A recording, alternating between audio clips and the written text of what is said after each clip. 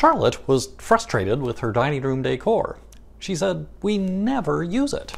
I said, "Well, what if it wasn't a dining room?" Let me tell you about it. I'm Doug Walker, and this is Roominess. Roominess brings you straightforward steps to an inviting home. Click the subscribe button for more bite-sized decor advice. You can find newsletters, freebies, and ebooks over on my website. At the end of the video, I'll share a bonus tip about dining room alternatives. Charlotte and her family were thrilled to move into their first home, a two-story suburban house with all the room they needed and a great kitchen. It also had a separate formal dining room.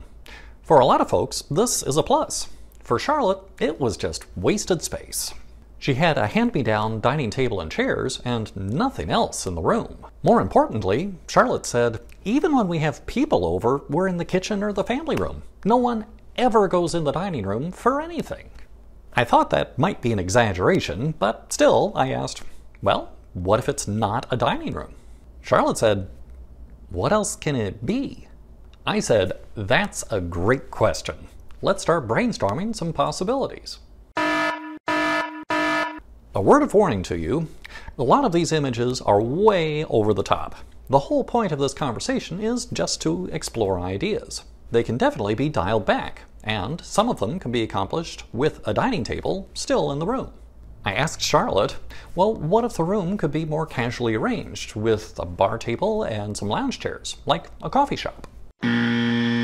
She said, "Well, that's fun, but not really that different from the kitchen and the family room."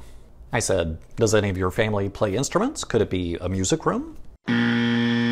I said, "Well, how about a study, reading, or library space?" Charlotte said, "Well, that's sort of more formal than we might like."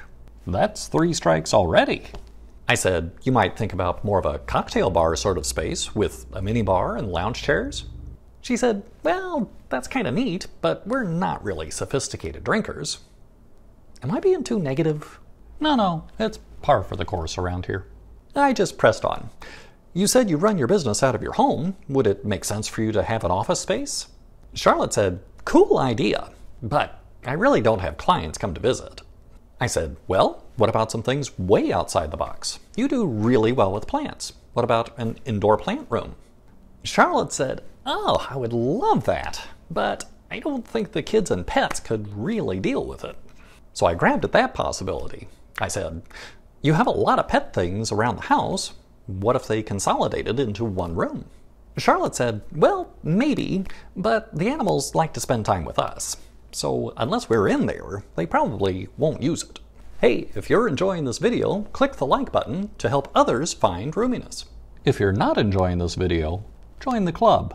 I suggested to Charlotte, what about some other luxury type rooms that people like to include? Say a Zen meditation room, or maybe an exercise room. I don't think she has the ceiling height for a stair climber. Charlotte said, "I don't think we'd have time for either of those with the kids." But, she said, it might be nice to have a room for art. I said, "Oh, wow, like a gallery room? That could be really stunning." Charlotte said, "No, more for the kids to make art. And it could be a place where I could do sewing projects rather than in the laundry room." A gallery room. What a snob. Hey, I heard that. I said, "Oh, like a craft room. You could easily do that." Or, I said, one other wish list room for people is to have a game room where you could play board games and cards and such. Charlotte said, "That's a great idea. We play Sorry and Sequence with the kids a lot, and my family loves to have euchre tournaments."